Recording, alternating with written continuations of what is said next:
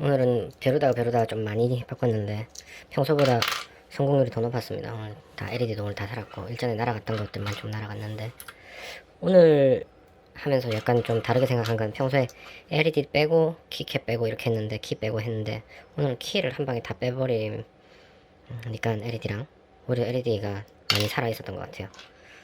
예, 오늘 좀 잘 되네요. 한 10년쯤 돼가니까 뭐 안 먹히는 것도 몇 개 있고 해서 오늘 날 한번 잡아서 주말에 한번 해보겠습니다.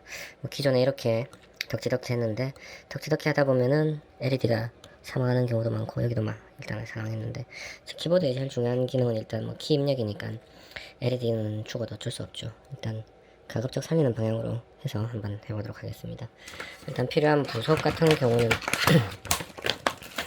중국에서 알리익스프레스로 샀는데 일단 기계식 키보드의 구조가 여기 이런 안에 쇠가 딸깍거리면서 탁탁 보이시는지 모르겠네.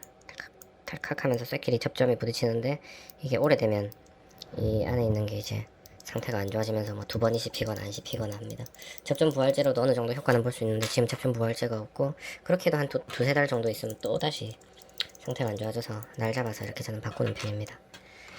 일단 납땜 할 때 필요한 거는 납흡기와 납땜 뭐 아무거나 사시면 되고 이걸로 흡입하면 되는데 4개짜리 다리가 4개짜리 왜 이렇게 또 좁다 보면 잘 안됩니다. 그래서 이렇게 또 지저분하게 되는 경우도 되게 많은데 일단 4개를 잘 빼고 이 2개 정 안되면 이 4개는 그냥 잡아 뜯는 방식으로 해도 키보드를 먼저 살려야 되니까 예, 한번 해보고 또 계속 찍도록 하겠습니다.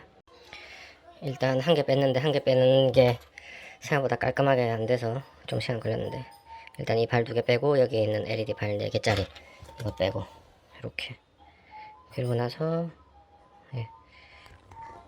그리고 나서 여기 있는 거 이제 바꾸면 되는데 예, 이거 자기가 DIY를 하는 게 취미다 하면은 한번 해보시는 건 추천드리는데 그거 아니면 글쎄요 키보드를 새로 사거나 바꾸는 걸 추천드립니다. 스트레스가 엄청납니다. 잘 안되면 그냥 뜯는다는 마음으로 하면 되는데 LED를 살린다는 게 또 목표가 되다 보니까 예, 쉽지는 않습니다.